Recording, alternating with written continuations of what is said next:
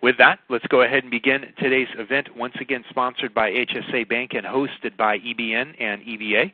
It's my pleasure to turn today's call over to our moderator for today, and that is Lynn Gresham, former editor-in-chief with Employee Benefit News.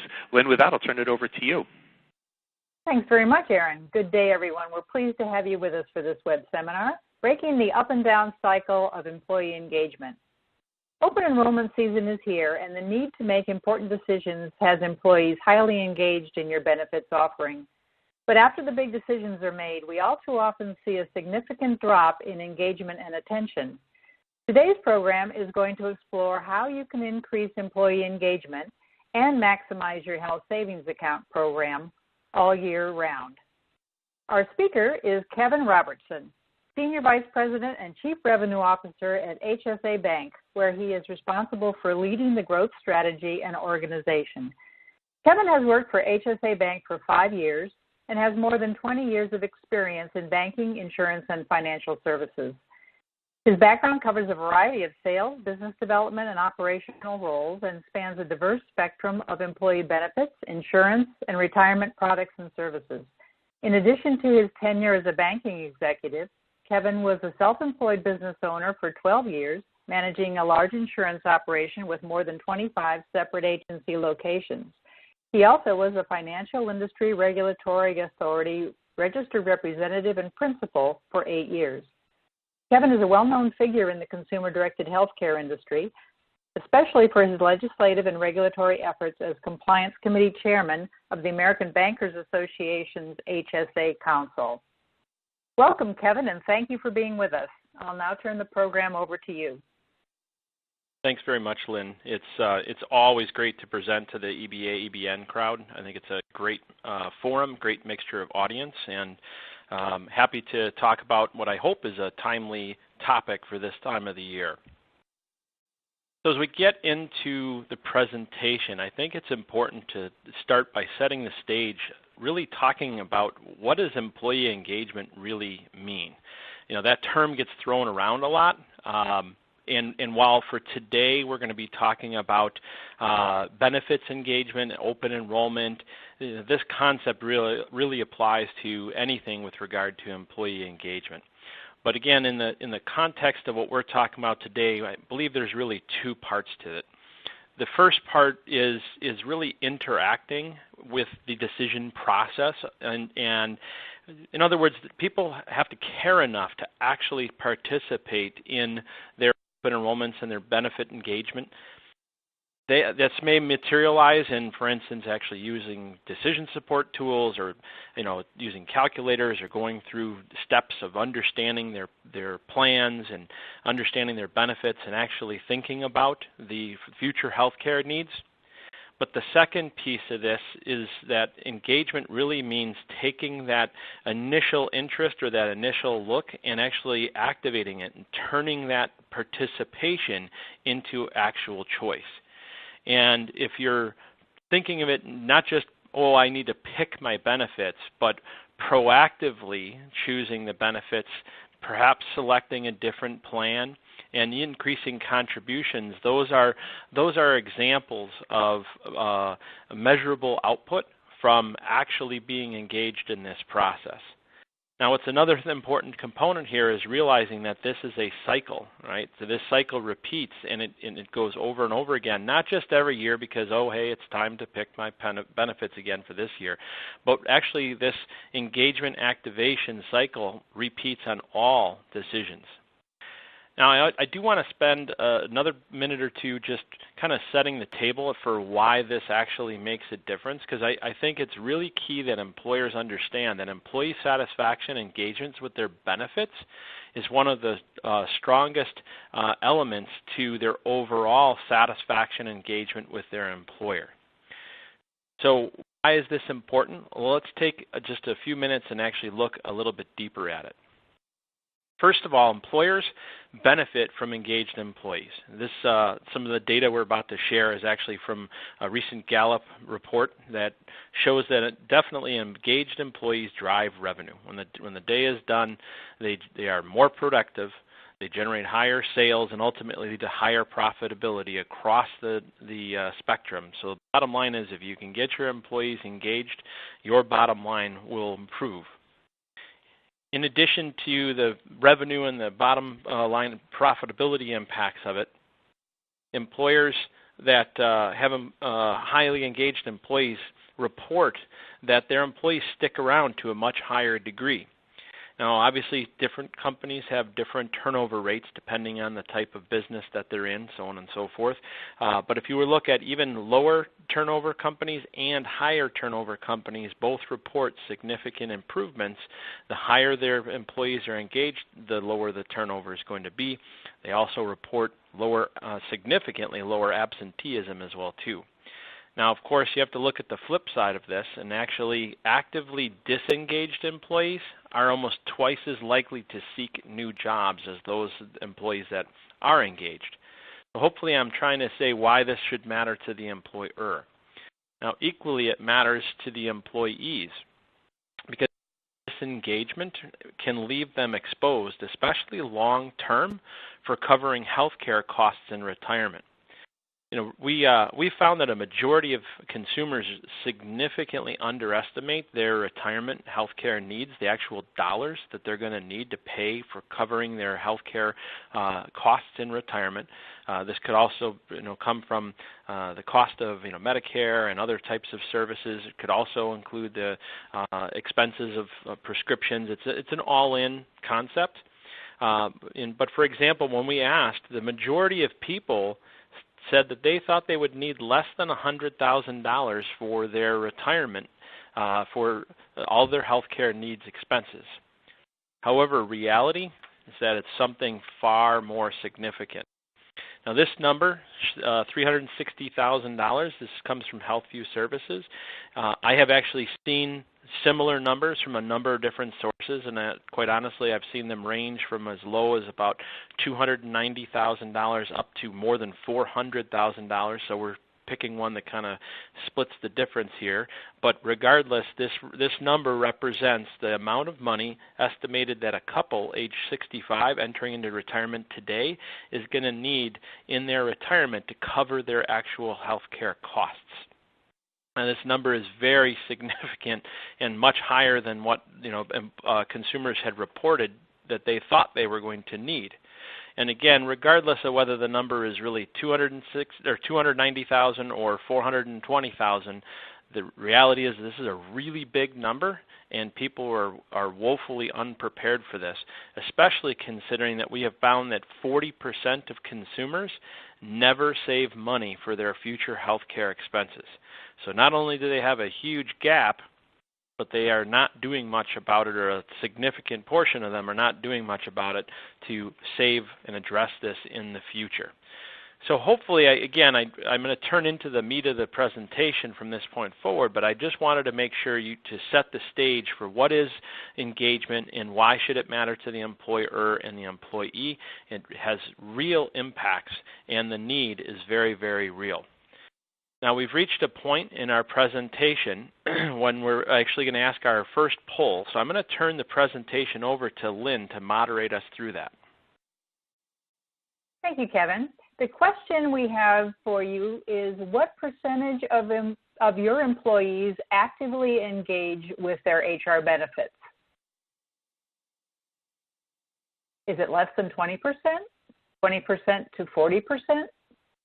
40% to 60%, 60 to 80%, or more than 80%? We'll give it a couple seconds, and be sure to hit the submit button to record your answers. Let's see where the audience stands on this one.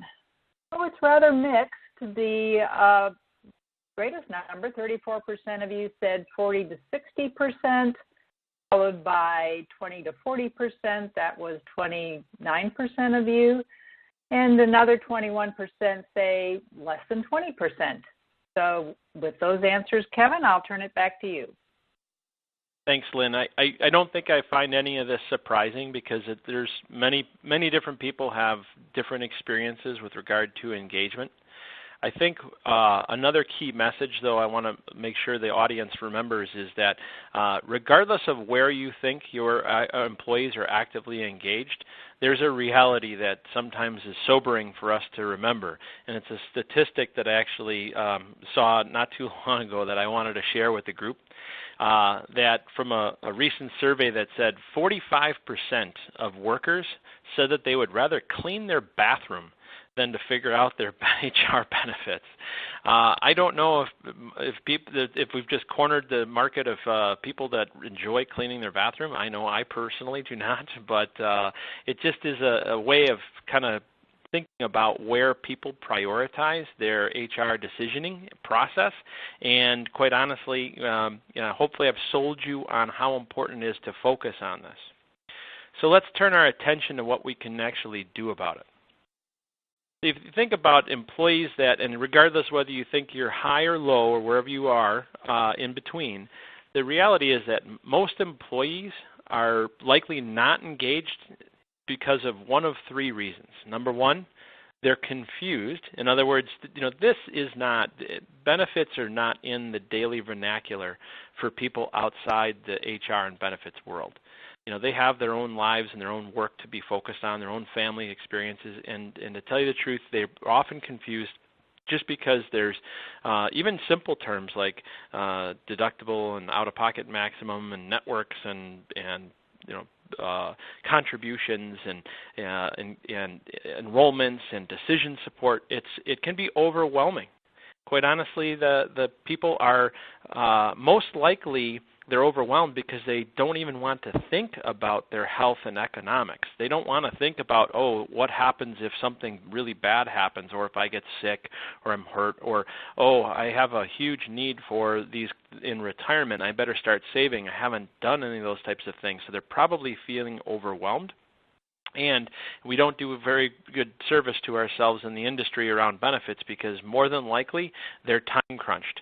If you're like any other employer in the marketplace, they have an annual enrollment cycle and tends to be about this time of the year for many of them, and it hits them all at once. And they're asked in a very short amount of time to think about and make very meaningful decisions. So what can employers do to help? Well, I think the first thing they can do is understanding the decision-making process, and I'm making sure that you understand that it is a process. This is not a multiple-choice question. It's a process that they have to go through psychologically, so we'll walk through that to understand how you can influence it. Another thing that we have to focus on is providing this concept around guidance. I think that most employers have a notion that I need to educate my people. I need to give a bunch of information. We're going to talk about that in a few slides. And it's the right idea, but I think it's historically been the wrong approach. We'll come back to that concept. And finally, we need to make sure that we're reinforcing decisions. And remember, in the next 30 days or so, the majority of Americans that are covered by employer-sponsored health coverage are going to pick plans. They're going to pick their benefits as part of the annual open enrollment cycle for 1-1 business, right? So what? What comes next? And we're going to talk a little bit about how to reinforce that.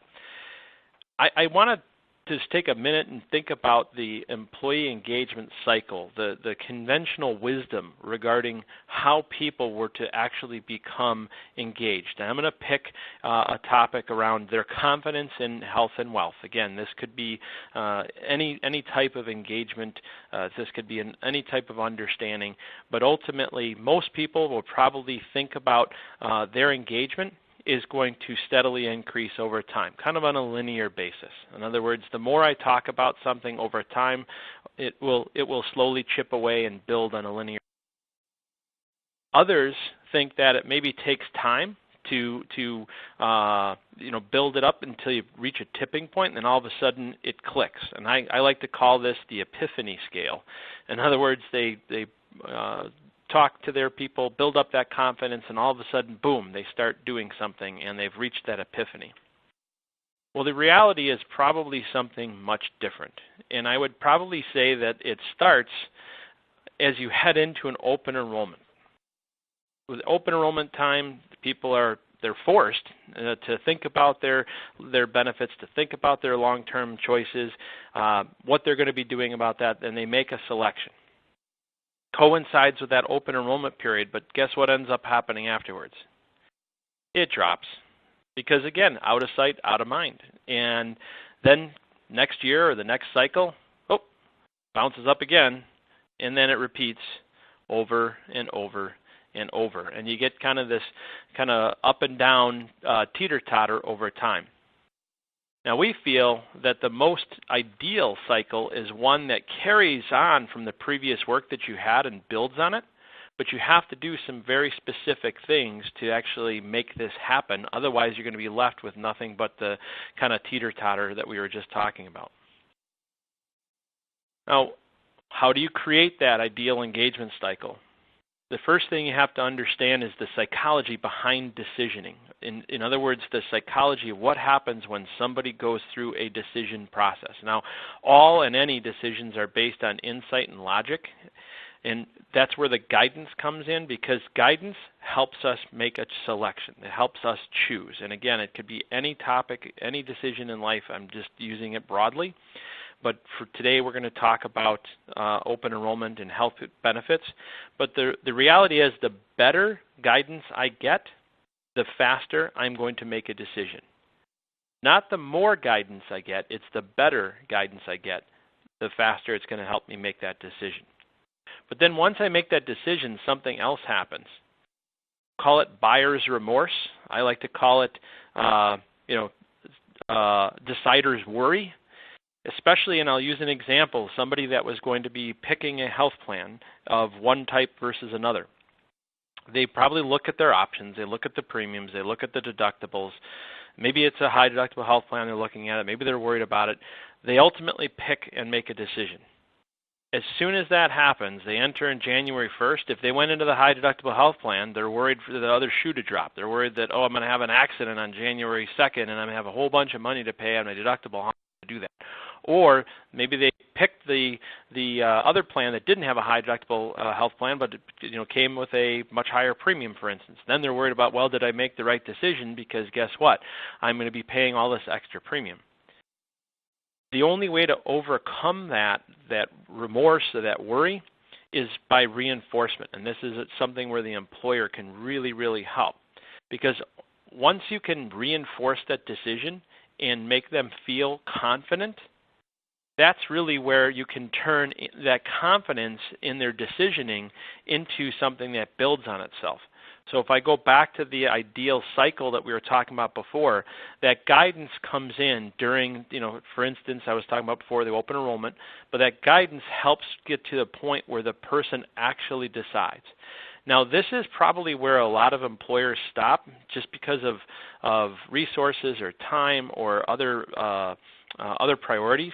And it doesn't take a whole lot to actually work on the reinforcement, but it's critical because the reinforcement that comes after, that's how you can help maintain that engagement that you just built. And you spent time and money and effort and all of those things to get somebody comfortable with something and actually make a decision. But if you don't reinforce it, you're going to lose that momentum that you've built. Then, of course, once that is done, that leads to the confidence and then actually prepares the person for the next decision, and then they build on each other from there.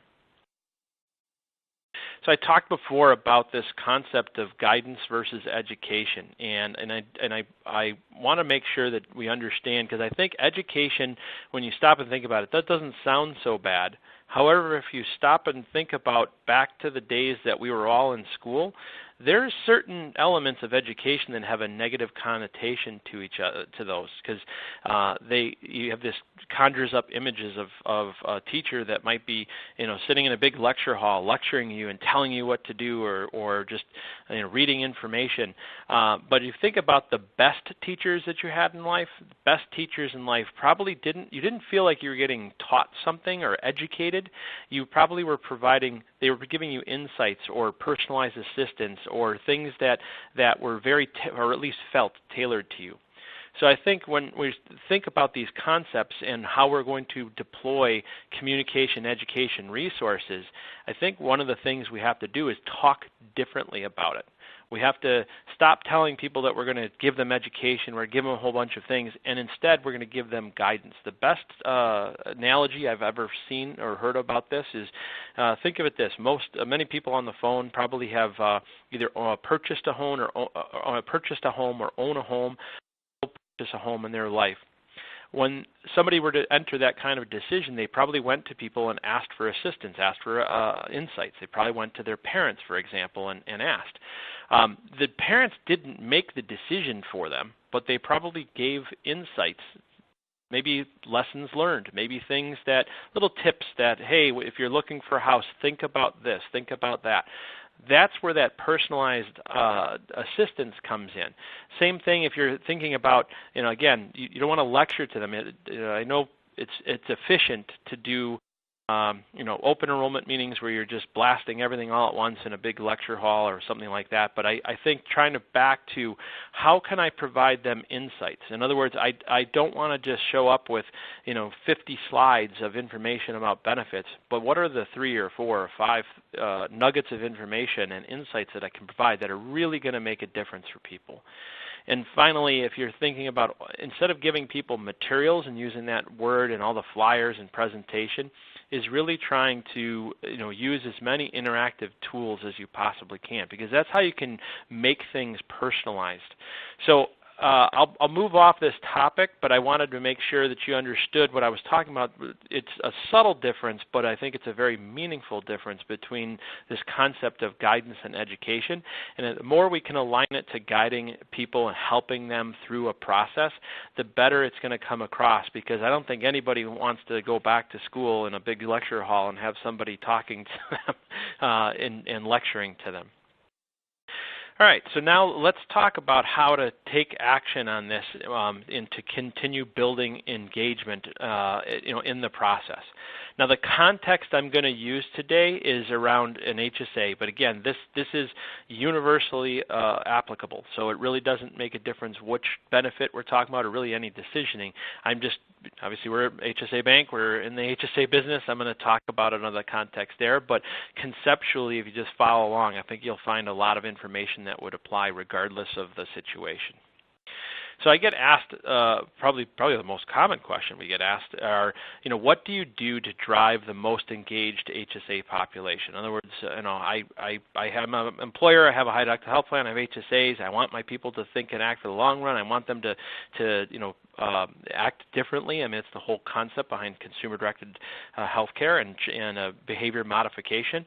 So how do I do that? And we have found there are 4 keys to that, which I'll dive in and take a look at each one of these a little closer. But active enrollment, employer contribution, payroll contribution, and guiding and educating with purpose. But just let me dive into each one of these a little bit individually. So the first one I talk about is active enrollment. And what we're talking about there is that to the extent that you can, you want to make your open enrollment process as active as you possibly can. You want people to have to proactively go in and make a choice rather than using negative elections. You want, to the extent that you can, I know it's sometimes hard with diverse population or costs, but at least providing tools and calculators. I would strongly encourage people that they consider making investment in formal decision support. And the most powerful concept to simplify this that I've come across here is this concept around doing the math.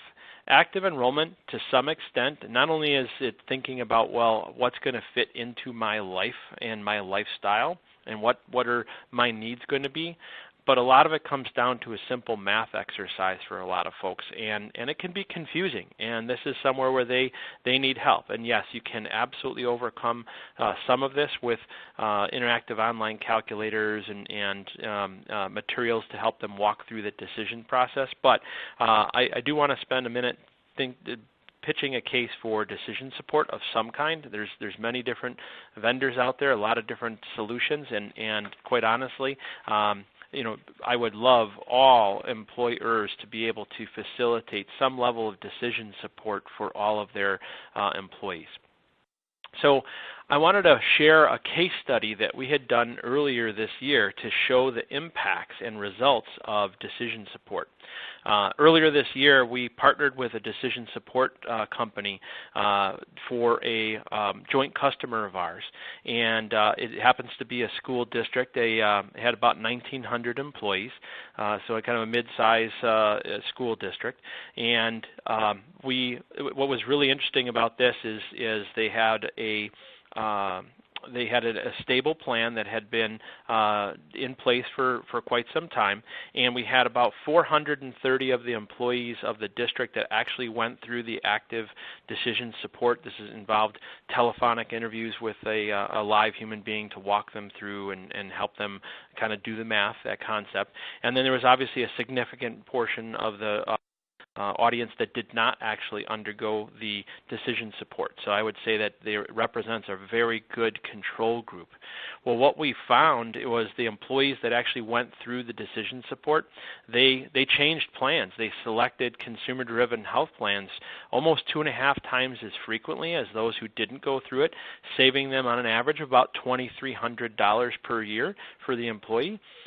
But even more than just, hey, which plan that you went into, because sometimes many of these people are already in for instance, an HSA-based plan.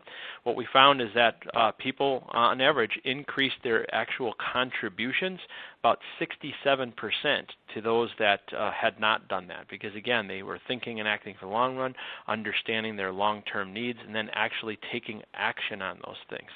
So if you are not using or have not considered using decision support tools and vendors out there, I'd consider you doing exactly that. I know they can be expensive investment on the front end, but I think it generates a much higher engagement. You end up employees selecting the right plan for them as opposed to just blindly selecting something.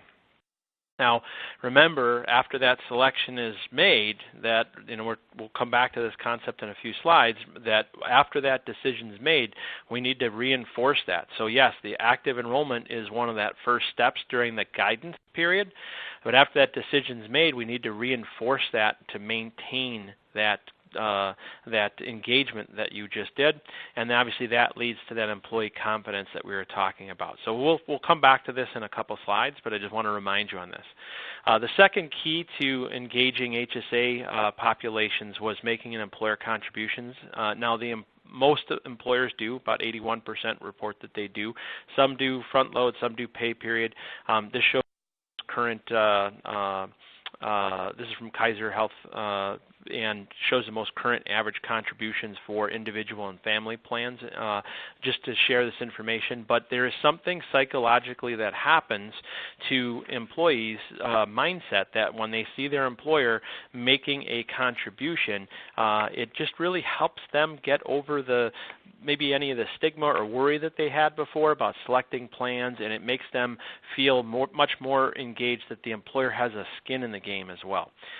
Which that actually leads me, because I'd like to understand the audience a little bit better, leads me to our next poll question. So I'm going to turn this over to Lynn. Thanks, Kevin. Does your company contribute to your employees' health savings accounts? Your choices are yes, we make seeded contributions. Yes, we offer matching contributions. Yes, we offer HSA contributions as rewards for various encouraged activities, in other words, wellness awards, or no, we do not contribute. Got a number of people on, so I'm going to give you a few more seconds. And let's see what our audience says. 46% said yes, we make seeded contributions, and the next biggest number of you, 37%, said no, you do not contribute. Smaller numbers said you offer matching contributions or we offer HSA contributions as rewards. So, Kevin, how does that sit with what you see out there? Yeah, this lines up very, very closely to what we see across the industry, that Or employers make contributions that don't, and if they make contributions, they're generally seed contributions.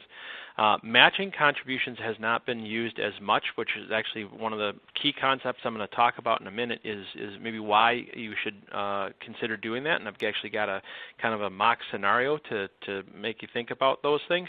But these numbers honestly align pretty much to what we see in the industry, but hopefully today I'm going to try and convince people to consider doing a match contribution. So I'll turn on to that right now, but this definitely aligns to what we see in the industry. Now, the third key to that engagement was encouraging HSA contributions, especially through payroll. In other words, the best way to influence a person's long-term savings is getting them regularly saving. Right? This is one of the core concepts of retirement savings. You can't save if you don't put a dollar in, and how do you encourage people to do that? Well, first of all, to make payroll contributions, you have to have a 125 cafeteria plan and plan document. I would encourage you making a seed contribution and structuring matching contributions, then integrate your wellness over and above if you wish. But let me give you an example, and I want to spend some time stating the case for why an employer should really think about doing a match strategy. So if you think about, let's just say you had scenario A. You have an employer that's making a $1,000 contribution per account into an HSA, and they are doing this with a seed. Now, it could be upfront, could be spread out over payroll. However they do it, in a given year, they're making $1,000 worth of matching of seed contribution. They're not making any matching contribution. So let's just say that the employee is not putting any money in. They had $1,000 go in. If they spent $500 of it, the employee is going to carry $500 into their HSA into the next year. Now, if I were to instead, same dollars and cents to the employer, look at B, and I was to, again, same $1,000, but now I'm going to actually split my seed and my match contribution. So I'm actually going to split it. And in this scenario, I'm doing, a scenario dollar for dollar up to the first 500. It really doesn't make a difference, right, for this scenario. I mean, we can talk about the different strategies of why maybe you want to match 50 cents on the dollar versus a dollar for dollar. For right now, let's ignore that conversation, but let's just look at the most simple way we can. If you had $500 in seed contribution and $500 on matching contribution, now that requires obviously the employee to actually make a match, but if they were matching it dollar for dollar, they'd have $500 more entering into the account for no extra expense on the employer's side. And if we still had the exact same exact same spend of $500, you'd effectively double how much this employee was saving into the helping them, again, prepare for their retirement and build their balance over time. If I were to actually graph this out on a graph, and all I did was I took that $500 savings and I built it up over time. You'd grow over 7 years, and this is assuming no investment earnings. It's just literally rolling the $500 every single year. The person would generate $3,500 balance in their HSA after 7 years. However, if they, again, just going back to scenario B, no extra expense on the employer's part but with using the match, they would effectively be able to double the amount of money in the account just by encouraging a match. Now, some other studies we've seen, and this is actually from a recent Willis Towers Watson survey of HSA account holders. They found that 59% of employees said they would actually increase their contribution if their employer did a matching contribution. Now, they didn't quantify how much they would increase. It just was, overwhelming majority of people would increase it. So for our other scenario, what I said, well, what if we were increased it another $250 and add that in there as well? You can see the power, even though there's not any extra expense on the employer's side, the power of helping people build balances in their accounts and preparing themselves better for their retirement and their economic needs in the future can be by this. So I'm going to go back. The final, oops, I missed a slide. I'm sorry. So the power of matching contributions absolutely is driving engagement, is the number one reason to do this. And it absolutely helps the employees long term. And the third part is actually saves the employer money. I don't want to dive into exact details, but if you think about it this way, if the people don't actually make the contribution, well, okay, you can say the employer is going to save a little bit of money on the match. However, if the employees are making those payroll contributions, they are going to save the employer's money because for every dollar that goes through the cafeteria plan, it's a salary reduction agreement, so it reduces their salary, and you're going to save on average about 10% of every dollar that's contributed will actually come back to the employer in terms of savings. I was ignoring that in my little chart, but it does actually save the employer money long term. Finally, the fourth key was guide and educate with purpose. And then what we're talking about here is just recognizing that anytime, and again I'm using the context of an HSA, anytime people are going to something new, you can't expect them to go from A to Z overnight. They have to go through a progression of mindset, and different people have a cadence of this. And again, with regard to HSAs, we're saying that people don't go from opening an account to having a big balance and investing it and being prepared for retirement. It's not going to happen overnight. And recognizing that different people are going to be at different stages of their evolution, and the employer can influence this, through the guidance and education and help them, walk through those stair steps. For instance, maybe going from opening account to beginning contribution, and then focusing on getting people to build up enough balance to cover the deductible, and then build enough to cover their out-of-pocket, and eventually maybe invest and prepare for the future. And, again, when you go back to the ideal cycle, how this might actually materialize is, again, in the different decisions that you build up over time. So you remember the guidance, decision, reinforcement, confidence piece you had before. Maybe that's under the framework of opening HSA. Maybe the next hump to get over is, beginning to regularly contribute to their HSA. And eventually, as we said before, the pinnacle was really feeling comfortable enough to invest. That's what we're talking about, is understanding that not everyone has that same pace in their evolution, and employers can influence this. To help influence that, it's important that employers use tools to help the employees tie that back to their objectives. Again, they have to have a vision, and they have to have a path to get there. So if you think about how to help with engagement, help paint that picture to the employee of what they're trying to achieve, that vision, and then say, oh, by the way, here are tools, and this happens to be savings calculators. It really doesn't make a difference what context we're talking about. Is make sure that you're providing employees with a vision and a path. Another component there is making it personal. We've probably shared, if you've ever been on webinars over the last couple of years, we've really talked quite a bit about health and wealth and engagement. One of the things we use to measure this is our Health and Wealth Index. Simple tool, it's a calculator question-based tool that people walk. It takes only a few minutes to complete, and you don't have to be a customer of ours to use it. You can access it directly from our website, but it provides them the steps they can do. It doesn't actually measure a person's actual health and wealth. It actually measures their engagement in their health and wealth, and it provides steps that they can actually undertake to become more deeply engaged. Also provides benchmark information to how other people compare, and also because this is something they can measure themselves over and over again over time, as they try and make changes, they can go back to and measure their ongoing progression. I also, going back to what we talked about before about the reinforcement year-round, is recognizing that you're not going to get all of these things at once. It doesn't matter which cadence you want to communicate to, just that you reinforce that, hey, you just made a decision. What now? How do I help you get comfortable with that? So think of it, not just in terms of personal, but ongoing on a regular basis. The last, kind of pinnacle piece that I'll leave you with is investing.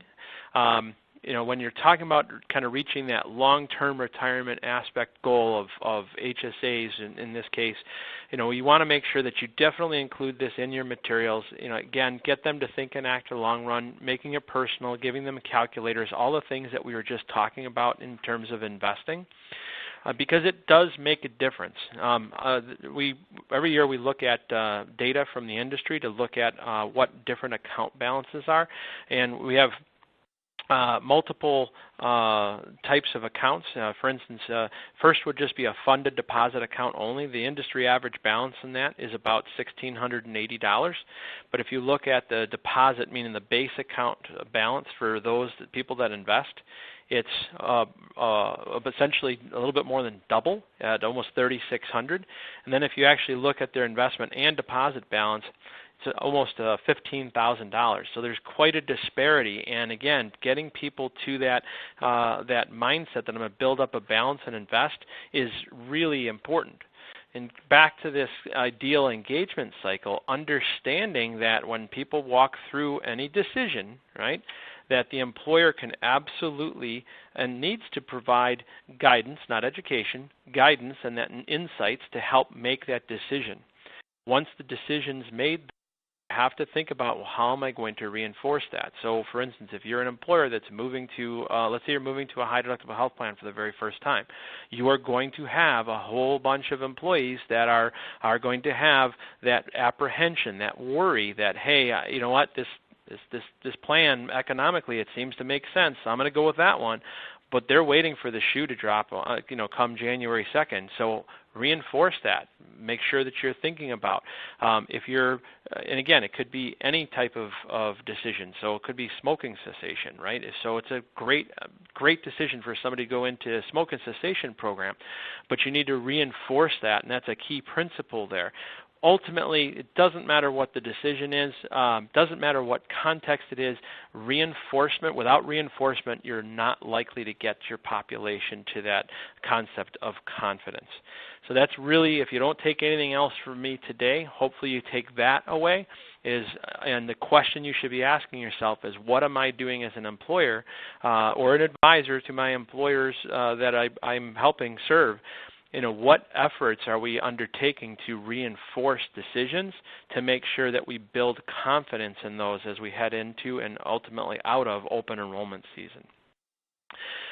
Reached pretty much the end of my presentation. We'll open up for Q&A in just a second. I just want to remind you that we do have a whole bunch of tools that are helpful to you. Do not have to be a customer of ours for any of these. For instance, I mentioned the Health and Wealth Calculator and the Health and Wealth Index. There's a white paper that goes with that as well, too. And we also have a plan comparison calculator on our website as well, too. So there's a bunch of resources that are available to you, even if you are not a customer of ours. And then you can always learn more about insights, white papers, topics like this at hsabank.com/insights. So with that, I've reached 45 minutes of my speaking agenda. I want to leave 15 minutes for Q&A. I think Lynn is going to pop back in and be a moderator for some of our Q&A. Thank you very much. And we do have some questions submitted, so let's dive in. The first one is, what are the tax benefits for employers for making contributions to the employee HSA? Do the tax benefits outweigh the cost to the company? Sure. So, of course, any contribution that you are making to your employees' HSAs is deductible as a normal business expense. It'd be akin to paying a contribution to their premiums.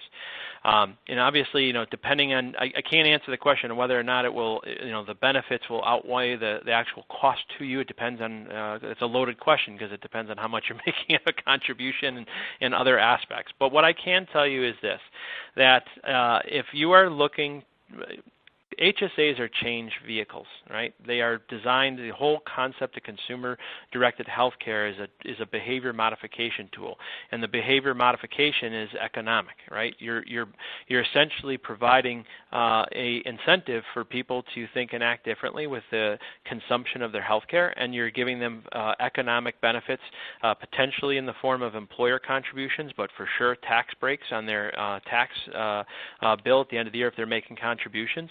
If you remember that as a core principle, and then as an employer, be deliberate about what you're trying to achieve and how you can influence that, even a modest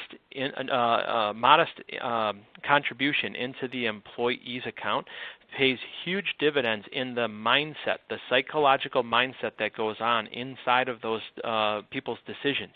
So I know it can be a expensive proposition to making contributions, but I would highly, highly, highly encourage that you do that. And remember, as an employer, most of you guys are probably making or setting the contributions to premium. I would encourage you that, again, you still have to meet, if you're under the restrictions of the Affordable Care Act, you still have to make your affordability provisions, but outside of that, you're in control of how much a person's contribution to premium is. Make the contribution to premium a little bit higher and offset that with a contribution to the HSA. It's zero sum to you guys, but again, it helps people build balances into their account. And ultimately, if they need access to it, they can pull the money out anyway, so the employee's not harmed, the employer's not harmed, but it puts everyone collectively in a better position. Okay, thank you. The next question is, how do you implement a cafeteria plan? So this is probably one of the easiest things that you need to solve for, because putting a cafeteria plan in place is really just it's really more of a crossing the T's and dotting the I's, make sure that you have deliberately set out whatever you're trying to configure in your cafeteria plan in the plan document. Now you can create a plan document from a number of different sources. There's online resources. You can go to a vendor such as HSA Bank. You can go to a TPA. You can go to a broker. You can go to a benefits attorney. Any number of entities probably have access to create a formal plan document. And in that plan document, all it's going to do is essentially define, well, what's the purpose of the plan, what's going to be included in there, what things are going to be structured. So, for instance, a real common scenario, even in a small group, maybe the only reason a cafeteria plan is in there is for a premium only or POP plan, for allowing people to pay for their premiums on a pre-tax basis. That's probably the most common form of a cafeteria plan in a small group setting. If you have a POP plan for that purpose and you wanted to, for instance, facilitate payroll contributions, as far as the plan document is concerned, all you need is an HSA amendment to that plan. It's very, very simple. So don't let the cafeteria plan and the plan document be a hindrance. Yes, you need to do that to structure it for allowing payroll contributions and matching contributions, those types of things. Of course, you need to pay attention to the way you're structuring it so that you're not discriminating against lower paid employees, but your advisors or whichever services you're using for your plan documents can help you out with that. It's a really simple, low-cost expense to get that handled. Okay, great. The next question is, all these great tools and calculators, we always let our employees know. We typically have the same 50 or so that use them. How do you get other employees engaged in checking it out? Well, there's two things that I would say there. Ultimately, when the day is done, we have to figure out how to resonate with employees to get them to care enough about their options to do the math, right? Now, there's, of course, another tack you could take is requiring it. I would, and again, I'm not naive enough to think that employers, would require an active enrollment every single year and require them to actually go through decision support and calculators 100% of the time. But I strongly encourage that you investigate that as an option and weigh the cost, even if it's not every single year. If you have a significant population of employees that just are just not utilizing the tools, maybe you have to force them into that. Maybe you have to think about doing some type of economic incentive to it as well too. If you go through that, there's a number of different ways to get them to care enough, but ultimately you have to tug on their I'll call it not their heartstrings, you have to tug on their brain strings a little bit to get them to realize that, hey, if you don't do the math, more than likely you're going to find yourself probably overinsured in many cases. Sometimes underinsured, but most people probably have more insurance than they need to in terms of they have a richer benefit or a lower deductible than they probably need for their given circumstances, but the only way they know that is to actually do the math. So any way you can encourage or even attempt to force them to go through that, I would encourage an employer to investigate that as a pathway. Do your HSA self-directed plans allow for investments into real estate investments? So I will answer that as again, as HSA Bank. I'm not speaking for all administrators because obviously every administrator in this business has different investment options. One of the investment options in our core investment offering has a self-directed brokerage option through TDA, which is TD Ameritrade. And through TDA, people can purchase, mutual funds that might have real estate sectors. You can get REITs. You can get a number of different things specific to the real estate market. So the quick answer is yes, people can get access to that. I could tell you for the average investor, probably that they wouldn't do that, and oftentimes, maybe they are just talking about the mutual fund lineup. We call it guided portfolio. It's kind of configured in a 401k-like environment where we've provided a subset of funds to pick from. Again, that's what we do. Other administrators may have something different, but through the self-directed brokerage option and on TD Ameritrade, people can absolutely get access to real estate-based investments. Thank you. The next question is, I understand the benefits for both my company and employees of greater adoption in the HDHP HSA option, but many employees seem to fear the high deductible. How do we overcome the fear of high deductible plans? Yeah, and it reminds me of probably one of the worst things that our industry ever did was call it high deductible health plan, because all plans today are high deductible.